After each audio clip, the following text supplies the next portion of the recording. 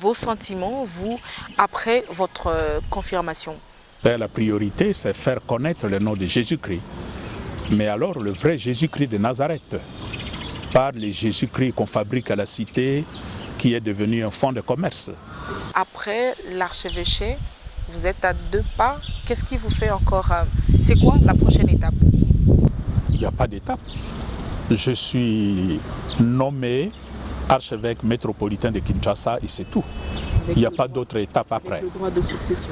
Il n'y a plus de droit de succession. La succession a déjà eu lieu. Peut-être que cardinal demain? Là, il faut poser la question au Saint-Père, le pape François de Rome.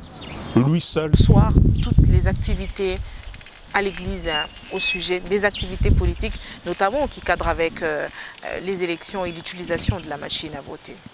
Je n'ai pas entendu que le CLC organise des marches dans ce sens-là, parce que le CLC a toujours été en phase avec la position de l'épiscopat.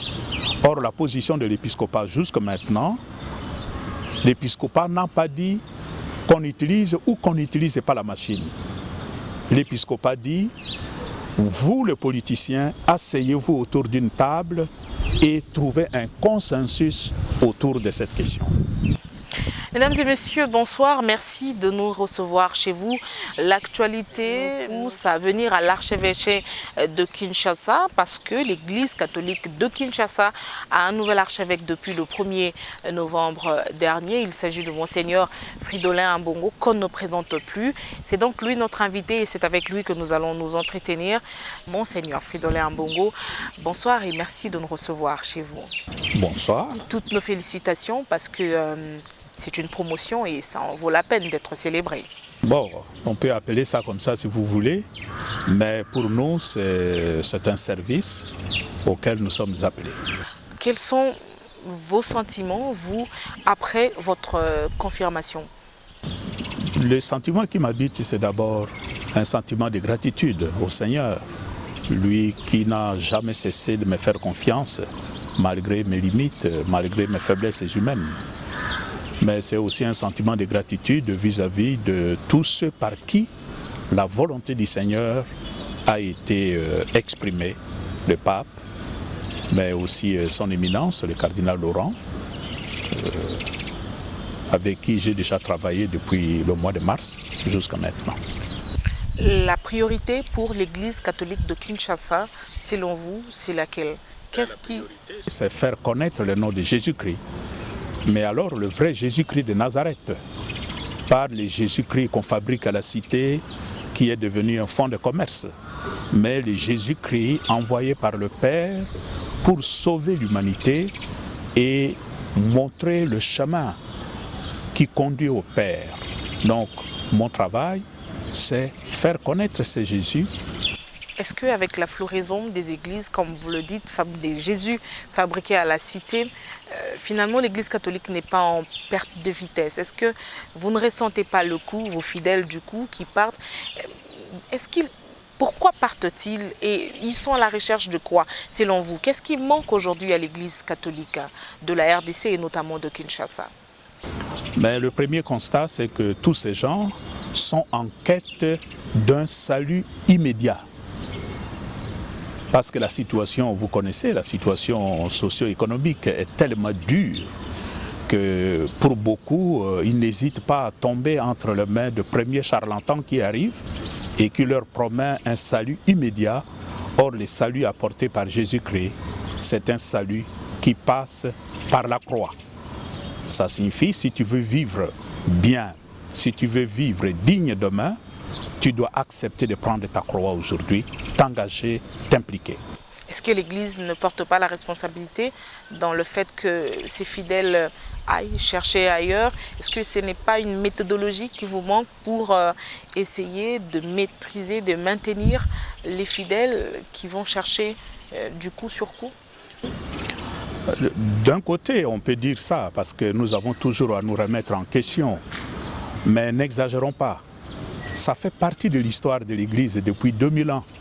Depuis 2000 ans, il y a toujours eu des phénomènes qu'on a appelés au cours de l'histoire des hérésies. On utilisait le mot hérésie, aujourd'hui on n'utilise plus. Mais la vérité, la réalité est la même.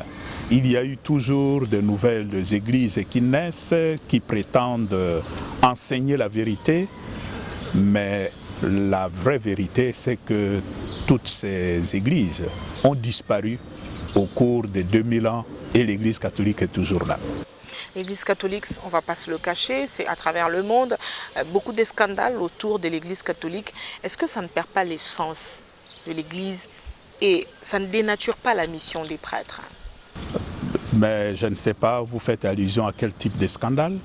Pédophilie, on a vu des pasteurs de l'Église catholique accusés, et peut-être à raison, parfois à tort. Est-ce que ça ne touche pas la sensibilité même de l'Église?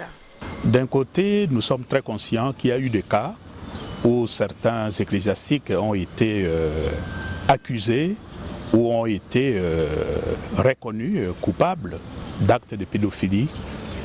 Et on en a trop parlé sur le média, c'est vrai. Nous regrettons ça, qu'un ecclésiastique qui est un homme, qui doit indiquer le chemin, qui doit aimer les enfants, puisse se rendre coupable d'un acte aussi odieux. Mais d'autre part, nous regrettons cette façon de présenter les cas de pédophilie lorsqu'il s'agit de l'Église catholique. Nous avons des preuves qu'il y a une idéologie derrière cette façon de présenter les cas de pédophilie pour détruire l'Église. Il ne faut pas seulement partir du principe que tout le monde est d'accord ou tout le monde aime l'Église catholique. Tout le monde n'aime pas Jésus-Christ. D'après les statistiques à notre disposition sur la réalité de pédophilie, les cas le plus constatés de pédophilie, ça se passe non pas dans l'Église, non pas avec des ecclésiastiques, mais plutôt dans des familles. Et ça, personne n'en parle. Et c'est scandaleux. Aujourd'hui, je reviens à vous, je reviens à l'Église catholique de Kinshasa. Vous remplacez celui qu'on appelle le très influent cardinal Monsengo. Est-ce qu'on a tort de dire très influent cardinal Monsengo? Ben, ça, c'est l'évidence. C'est un homme public et depuis qu'il a été évêque, nous connaissons son parcours. C'est un homme public qui a beaucoup fait pour l'Église du Congo et qui a beaucoup fait pour notre pays. Quand on remplace un homme très influent comme le cardinal Monsengo, comment on doit se comporter? Comment on doit faire pour l'égaler ou sinon le dépasser dans sa façon d'agir? Mais moi, je ne cherche pas ni à l'égaler, ni à le dépasser. Je considère que la mission du cardinal Monsengo, c'était la même mission que Jésus-Christ donne à tous les apôtres. Il a reçu cette mission des apôtres qui ont transmis à leurs successeurs et aujourd'hui, je suis le successeur du cardinal Laurent. En d'autres termes, je suis le successeur des apôtres. Donc la mission que je dois continuer, ce n'est pas la mission du cardinal Laurent, mais la mission que les apôtres ont reçue de Jésus-Christ, c'est-à-dire apporter le salut aux hommes, mais alors à tous les hommes, sans distinction. Vous êtes nommé archevêque dans une période assez cruciale pour la République démocratique du Congo, à la veille des élections générales prévues le 23 décembre. On sait que les Congolais attendent beaucoup de l'Église catholique. Quel sera le niveau d'intervention de l'Église que vous allez présider à Kinshasa sur notamment la marche politique de notre pays? Mais la première chose, c'est que notre position à nous, comme Église catholique, est connue depuis l'accord de la Saint-Sylvestre. Nous nous sommes impliqués, mais alors à fond, pour que la classe politique congolaise puisse s'entendre. Et effectivement, nous avons obtenu l'accord de la Saint-Sylvestre. Notre combat, notre travail aujourd'hui, c'est de nous assurer que cet accord est effectivement mis en application, notamment à travers l'organisation des élections libres et transparentes. Étape par étape, quel est à ce jour le niveau d'évaluation que vous faites de la mise en application de l'accord de la Saint-Sylvestre? Nous estimons qu'il y a eu beaucoup de ratés chemin faisant, mais l'objectif principal pour nous, pour le moment, c'est d'abord la tenue des élections. Il faut qu'il y ait une alternance démocratique au Congo pour la première fois. Et puis le reste, on verra. Quand vous parlez des ratés, vous parlez du volet décrispation? Le volet décrispation, le volet libéralisation de médias, le volet liberté de manifestation pour le peuple. Vous avez vu comment les manifestations ont été réprimées. Et tout ça, c'est contraire à l'accord de la Saint-Sylvestre. Est-ce qu'aujourd'hui, l'Église continue à regretter le fait que certains Congolais n'ont pas pu se présenter pour des élections prévues, notamment le cas Moïse Katumbi ou Jean-Pierre Bemba? C'est regrettable. On aurait dû donner la chance à tous ceux qui en avaient la possibilité ou tous ceux qui voulaient et qui remplissaient les conditions de se présenter. Mais exclure des grands candidats comme ça a été fait, ça ne facilite pas la communion nationale entre le fils et les filles du Congo. Vous insistez sur la tenue des élections le 23 décembre, l'accompagnement de l'Église.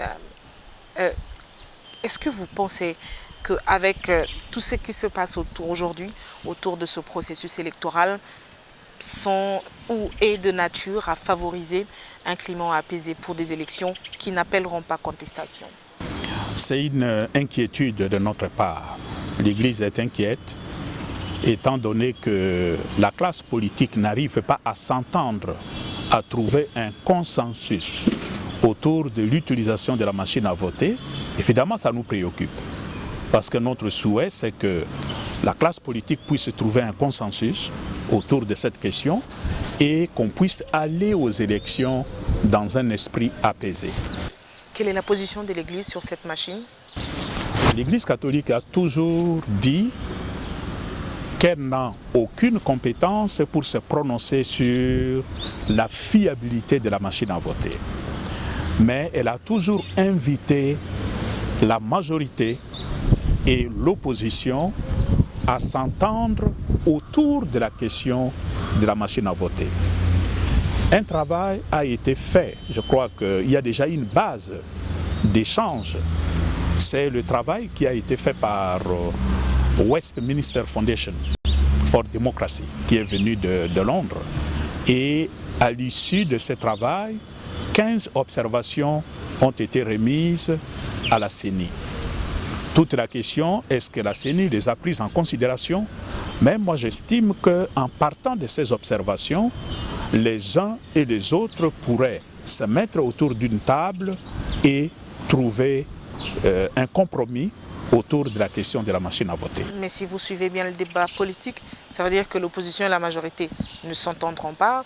Une grande partie de l'opposition, certains candidats même, président de la République, qui refusent carrément l'utilisation de cette machine à voter. Et vous, en tant que médiateur de discussion, la négociation de la Sainte-Co, quel est votre point de vue? Qu'est-ce que ça vous inspire, ce climat de mésentente entre les acteurs politiques? C'est regrettable parce que la politique, en fait, c'est quoi? C'est l'art du compromis. Je viens avec ma position, tu viens avec ta position, nous devons essayer de nous retrouver au milieu. C'est ça la politique. Mais le constat, c'est que chez nous, nos politiciens ont tendance à s'enfermer dans des positions extrémistes. Il n'y a personne qui ose faire un pas, aller vers les autres, ce qui rend tout compromis, tout consensus politique impossible. Et dans ce sens, le médiateur n'a pas un rôle à jouer? Mais le médiateur est là, il faut encore qu'on l'écoute. Parce que le médiateur n'a pas de policier pour imposer des choses. L'unique instrument à la disposition du médiateur, c'est quoi? La force de persuasion. Mais si les gens ne veulent pas sortir de leur positionnement de base, le médiateur ne peut pas faire grand-chose. Vous avez tenté d'approcher l'opposition, par exemple? Nous sommes en dialogue avec tout le monde. Aujourd'hui, le comité laïque catholique entrevoit des activités, disons des marches pour exiger le retrait de la machine à voter. Est-ce que l'Église catholique de la RDC, de Kinshasa, soutiendra ces actions du CLC? Je n'ai pas entendu que le CLC organise des marches dans ce sens-là, parce que le CLC a toujours été en phase avec la position de l'épiscopat. Or, la position de l'épiscopat jusqu'à maintenant, l'épiscopat n'a pas dit qu'on utilise ou qu'on n'utilise pas la machine. L'épiscopat dit, vous les politiciens, asseyez-vous autour d'une table et trouvez un consensus autour de cette question. Et le CLC ne peut qu'aller dans cette optique de l'Église catholique. Le CLC attendra finalement de prendre langue avec l'Église catholique pour lever l'option? Mais le CLC, ce sont les fils et les filles de l'Église catholique. Ils connaissent cette position. Et si aujourd'hui il y avait des manifestations, ça veut dire aller à l'encontre sans la bénédiction de l'Église? Je crois qu'il faut faire la part des choses. Il y a des actions, des manifestations que peuvent organiser la classe politique de l'opposition. Et l'opposition a le droit de s'exprimer comme elle veut. Ça n'a rien à voir avec l'Église catholique. Lorsqu'il s'agit de l'Église catholique, si on veut agir au nom de l'Église catholique, mais il faut rester en phase avec l'enseignement et les directives de l'épiscopat congolais. Une information affûtée à la presse, disons que le CLC avait été saisi pour surseoir toutes les activités à l'Église au sujet des activités politiques, notamment qui cadrent avec les élections et l'utilisation de la machine à voter. Moi, je crois que la question de la machine à voter ne doit pas être au centre de l'action du CLC, parce que la machine à voter n'est qu'un instrument, un outil pour accéder aux élections. La finalité, l'objectif, ce n'est pas la machine à voter. L'objectif, c'est quoi? Les élections. Et le CLC, je crois, travaille dans cette optique-là. S'il y a des questions autour de l'utilisation de la machine qui risquent de bloquer les élections, je crois que le CLC a le devoir de reconsidérer sa position. Il ne faudrait pas que le moyen qu'on utilise puisse occulter l'objectif principal, qui est l'alternance démocratique au Congo. Est-ce que l'Église catholique va accompagner la CENI dans la mission d'observation des élections? Nous avons un programme costaud d'observation électorale. Nous y travaillons déjà depuis presque 2 ans. Nous avons formé nos observateurs et nous avons l'ambition de déployer sur le terrain 40 000 observateurs. Aujourd'hui, quand on parle de l'Église catholique, beaucoup pensent que c'est une Église très politisée. Alors que la mission, d'abord, c'est d'enseigner la parole. C'est la première question que je vous ai posée tout à l'heure. Pourquoi cette politique vous colle à la peau, vous en tant que clergé? Moi, je crois que ceux qui le disent, ils ont tort. Parce que l'Église, depuis toujours, depuis Jésus-Christ, on a accusé de Jésus-Christ. On a accusé Jésus-Christ de faire la politique. Et si je peux vous poser la question, quels sont les motifs de condamnation de Jésus-Christ? La question qui traverse l'humanité depuis le début, et vous allez voir dedans, il y a des motifs religieux et il y a des motifs politiques pour lesquels Jésus-Christ était mort. C'est dire, tu ne peux pas être prophète, tu ne peux pas travailler pour le salut intégral de l'humanité sans être taxé de tout le mot. Ça, Nous ne pouvons pas échapper à ça. Mais je crois que l'Église n'a pas à surestimer ces étiquettes qu'on lui colle. L'Église s'occupe de l'homme. Or, l'homme créé à l'image et à la ressemblance de Dieu est à la fois politique, parce qu'il vit dans une cité. Et ce qui se passe dans cette cité ne peut pas le laisser indifférent. Il est aussi économique, parce qu'il utilise des moyens pour survivre. Mais il est aussi socio-culturel.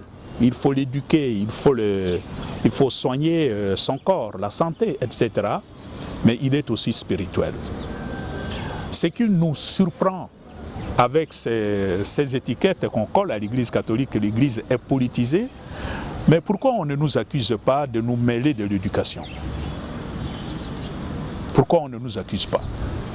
Pourquoi on ne nous accuse pas de nous mêler de la santé? Parce que nous avons aussi des hôpitaux, nous avons des centres de santé. Pourquoi seulement le domaine politique, ça fait problème? Moi, je crois que c'est un mauvais procès. Et ceux qui le font, ceux qui nous accusent aujourd'hui, demain, quand la situation va basculer, et ils vont se trouver de l'autre côté, mais ils viendront chez nous. Et ça a toujours été le rôle de l'Église.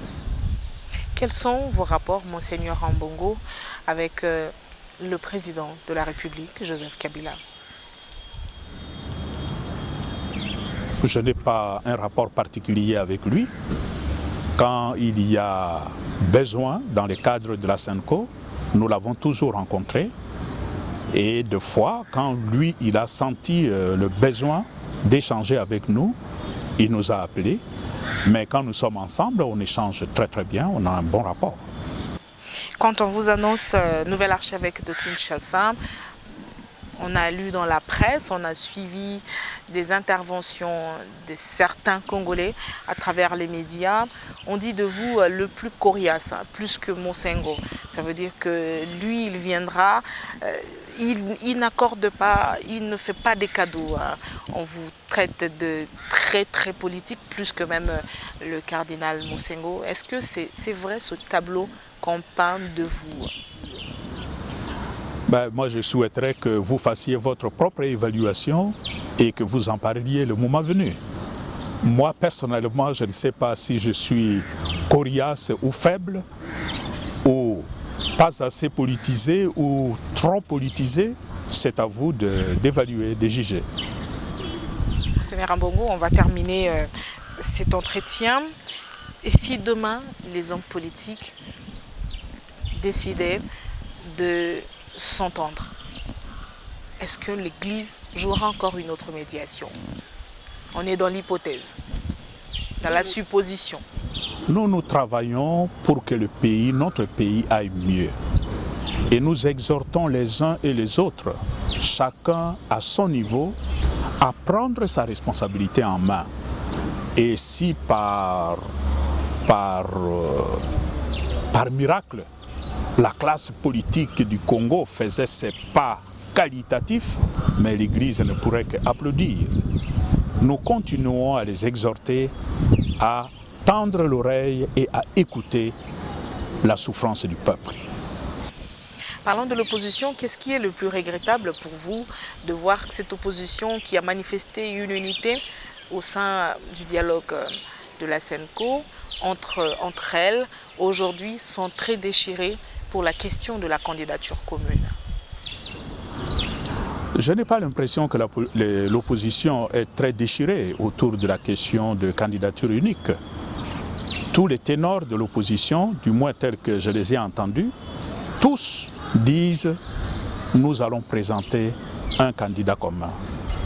C'est tout ce que j'ai entendu jusqu'à maintenant. Est-ce qu'il y a eu déchirure? Ça, je ne suis pas au courant. Du point de vue de leurs partisans, vous sentez, c'est tout à fait... Ce n'est que normal parce que chaque parti, tout en confessant qu'il nous faut un candidat, chaque parti espère que ce candidat-là sera le sien. Ce n'est que normal. Vous, ce candidat, pour vous, devait être comment? Lequel? Quel profil pour le candidat commun de l'opposition? Mais les candidats communs, tout comme le candidat qui viendra de la majorité, doit être... qui est déjà connu, mais il doit être un homme qui a l'amour du pays, un homme qui a un cœur, qui est sensible à la souffrance des Congolais et des Congolaises et qui s'engage à donner le meilleur de lui-même pour tirer le peuple congolais de la situation ridicule qu'il est en train de vivre aujourd'hui alors qu'il ne le mérite pas. Est-ce que la CENI aujourd'hui, avant la date du 23, a votre soutien? Notre soutien à la CENI s'exprime en termes de collaboration. À travers notre commission Justice et Paix, nous sommes en contact avec la CENI. Mais utiliser le mot soutien, est-ce que nous soutenons la CENI?